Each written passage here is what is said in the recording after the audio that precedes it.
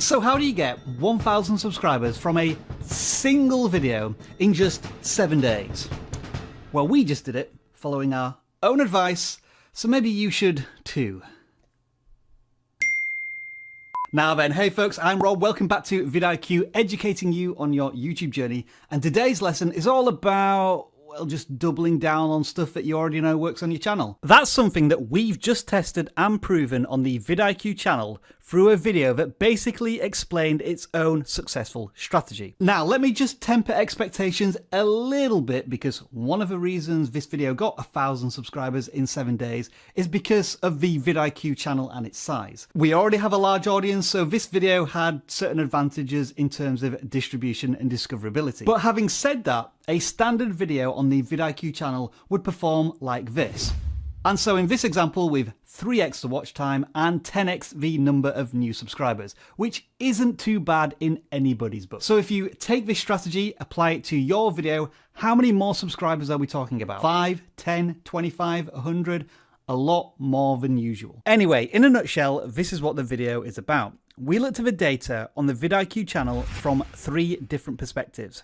The top 5 suggested views as a traffic source, the top 5 search terms as a traffic source, and the most subscribers driven from videos.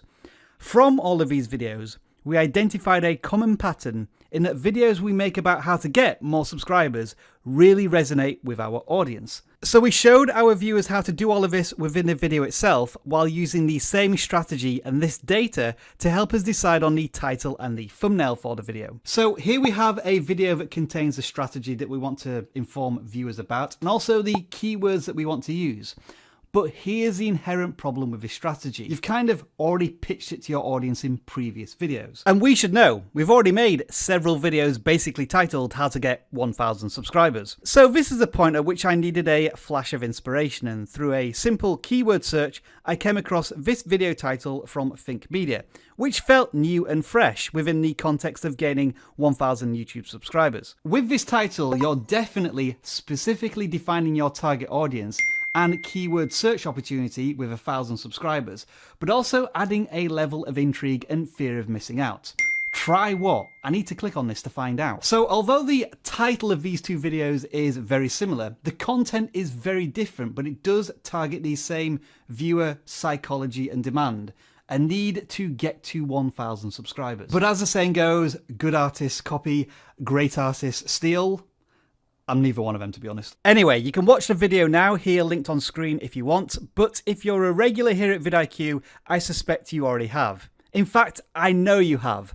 More on that later.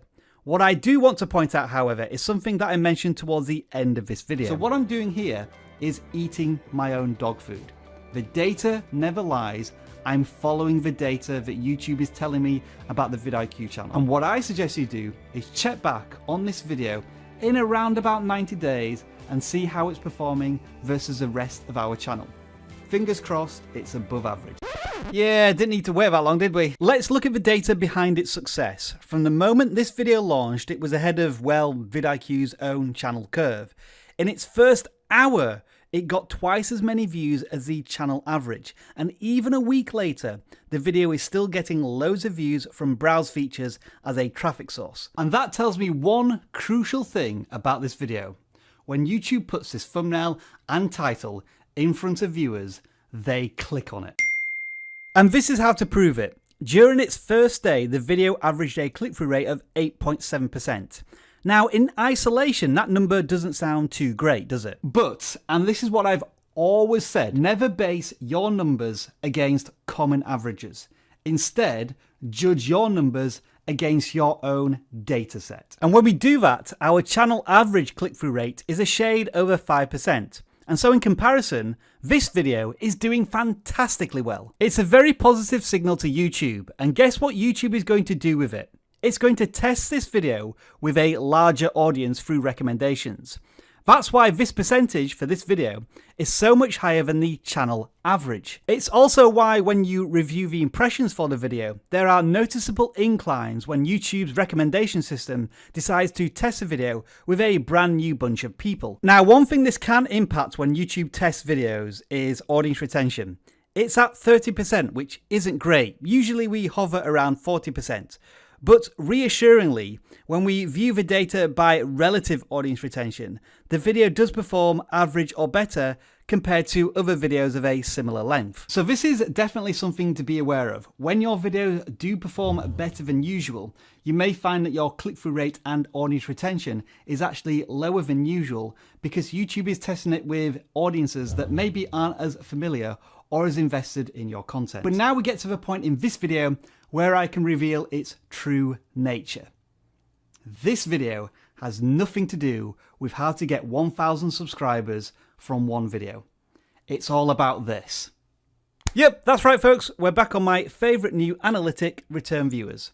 The video we made was designed to tap into viewers who had already associated our content with valuable information about getting 1,000 subscribers. And it worked because, as you can see, thousands and thousands of viewers came back to tune in for this video. I've already said this, and I'm going to continue to say this in future videos, and you're more than welcome to argue with me in the comments below. But this button and these numbers matter far less than this graph and your returning audience, unless your sole objective is to get more of these. Let me offer you a simple choice. Would you prefer 1,000 new subscribers, knowing how often these subscribers actually watch your content, or would you prefer 30,000 returning viewers to your channel? I know which I would personally choose. Of course, it's not always going to be returning viewers. It could be new viewers discovering your channel for the very first time. But irrespective of whether they are new viewers or returning viewers, what do you do next? You build trust, loyalty, and a relationship with those viewers. I feel like this year, I've been able to really tap into the vidIQ audience twice. The first time was when I made a video, ironically enough, about these graphs, representing a new way to unlock the YouTube algorithm. The video did well, so I made a follow-up, which again brought back our audience. And so here we are again with a video that's really popped with our audience. How do we as a channel capitalize on this by providing more of the same value to our audience? Well, I'm going to be honest with you folks, and I don't want you to feel as if you've been cheated or anything, but you're watching it right now. How to get 1,000 subscribers with one video. The title fits into the keywords we know work with our audience. It's a bold claim that we can now prove, and the thumbnail dovetails nicely with a previous one that got loads of clicks. You know all of those numbers in your channel analytics? Well, that data never lies. And we made a data-driven decision based on those numbers. And it worked. And you know what? We're doing it all over again. And you know what? Fingers crossed, it works all over again. And to finish off with, your code number to put in the comments below to confuse every viewer that didn't get this far into the video is a number. How many subscribers has your best video earned for you and your channel? Just a number, nothing else. See you in the next one.